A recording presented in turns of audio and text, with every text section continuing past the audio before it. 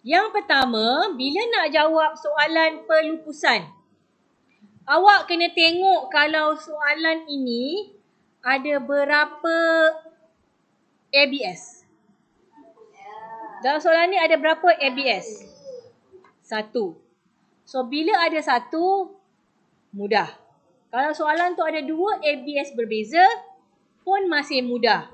Sebab awak akan kira satu-satu yang berbeza. Tapi kalau soalan tu alatan pejabat, lepas tu dibeli lagi alatan pejabat yang baru, maknanya alatan pejabat yang pertama tu komputer. Alatan pejabat yang kedua printer. Benda yang tak sama. So, susuk nilai dia pun kena kira beza. Asing. Okay. So, kita tengok. Kamu ada alatan pejabat 30,000. Susuk nilai terkumpul ni yang dulu punya. 10,000. Okay, maklumat tambahan. Alatan pejabat susuk nilai 20% setahun. Kaedah baki berkurangan. Ambil barang kos tu. ABS kamu tu tolak SNT. ABS tolak SNT. ABS kamu adalah alatan pejabat 30,000. Tolak dulu SNT 10,800. Lepas tolak, kamu kira. Darabkan sama dengan dulu. Lepas tu baru darabkan dengan 20%. Okay, kita ambil nilai ni, tolak nilai ni. 30,000 tolak 10,800 akan dapat berapa? 19,200. Betul? Okey, barulah kita ambil 19,200 ni darab dengan 20%. So, maknanya rumus dia seperti inilah. Kalau nak kena tunjukkan rumus, awak kena buat macam ni.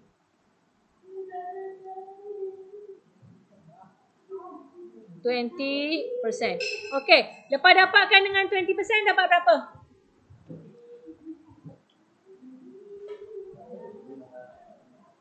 3,840.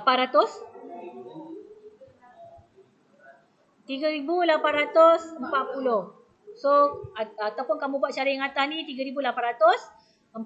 Okey, ada masalah setakat ni? Okey, soalan kata apa? Sediakan akaun alatan pejabat. Okey, yang kita kira 3840 tu dia akan duduk dekat dalam susuk nilai terkumpul. Okey, tengok. Kita dah kira yang ini untuk sehingga 31 Disember 2019. Betul? Dan pada 31 Disember ni dijual. Kemudian dapat duit. Duit tu dibankkan. Maknanya akaun bank akan ada lah. Tapi soalan tak suruh tunjuk akaun bank. Tapi kita kena tahu bila kita jual akaun bank debit. Betul tak? Akaun bank debit, betul tak? Okey. Kemudian syarikat akan berakhir 31 Disember setiap tahun. Okey, yang pertama, akaun alatan pejabat kena buka macam biasa. Okey. Masukkan data. Data yang ini. Alatan pejabat. Okey. Jawapan. Masukkan dulu. Sebelum kita dapat 31 Disember, maknanya tahun itu dia kata tahun tu berakhir 31 setiap tahun kan? 31 Disember setiap tahun. Maknanya akaun kewangan bermula 1 Januari. Maknanya tarikhnya adalah 1 Januari 2019. Okey, masukkan dia sebagai baki. Barulah dapat akhir. Tetapi tak boleh tutup akaun ni. Sebab soalan kata pada 31 Disember kita jual. Bila kita jual, katalah awak ada sofa. Alatan pejabat komputer. Awak ada komputer dan awak nak jual komputer. Sebelum awak jual komputer, kita kena tumpangkan dia ke dalam akaun yang kita nak jual. Nama akaun yang kita nak jual itu namanya akaun pelupusan. So, awak kena pindahkan, kalau awak ada komputer dengan printer, awak nak jual komputer. Nilai asal komputer pindahkan ke akaun pelupusan. Okay. Tapi disebabkan dalam soalan ni, ada berapa banyak? Satu je. Komputer itu saja. Printer tak ada wujud dalam cerita ini. So kita pindahkan terus angka asal komputer tersebut iaitu 30,000. Pindahkan dia terus ke dalam akaun pelupusan alatan pejabat. Maka kita akan kreditkan supaya dia tutup. Bila dia tutup, maknanya akaun alatan pejabat ni dah tak wujud lagi. Barulah kita dudukkan dia dekat dalam pelupusan alatan pejabat. Yang ini kredit, maka akaun pelupusan kena tulis balik alatan pejabat, jadikan dia sebagai debit. Setakat ni faham? Setakat ni faham? Okey, bila dia dah duduk dalam pelupusan, maka segala mak nenek susut nilai dia yang dah kira sebelum-sebelum ni, kita kena pindahkan juga ke dalam akaun pelupusan. Okay. Sebelum ni, kita ada baki susut nilai terkumpul sebanyak 10,800. Okay.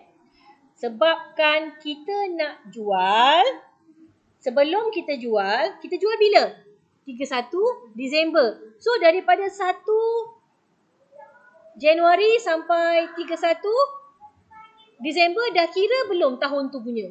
Belum. Kalau awak tengok soalan ini, dah ada. Tapi ini tahun lepas punya. Walaupun dekat sini dia kata 31 Disember. Ini adalah tahun lepas punya. So, tahun ini punya belum kira. Bila tahun ni punya belum kira, kita kena kira. Sebab itulah kita kira maklumat satu. Okay. So, soalan saya, tahun ini punya berapa susut nilai? 3840. 3840 kita masukkan. Ini tahun ini punya SN. Tahun ini punya SN. So kita masukkan tahun ini punya SN dulu sebanyak 3840. So berapa total semua susut nilai untuk komputer tadi? 14,640.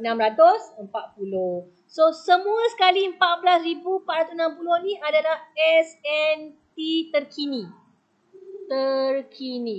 So semua SNT terkini ini kita kena pindahkan dia ke pelupusan.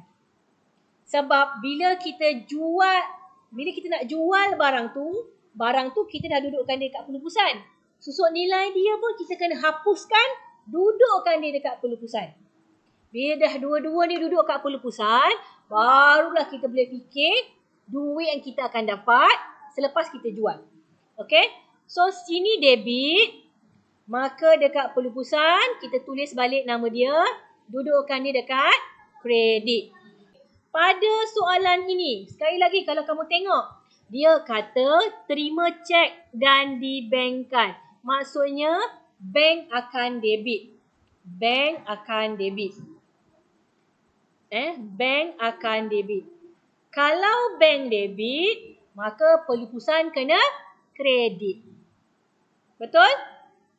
Bank debit sebab kita dapat duit daripada bank. So, account bank, kita akan debit 17500.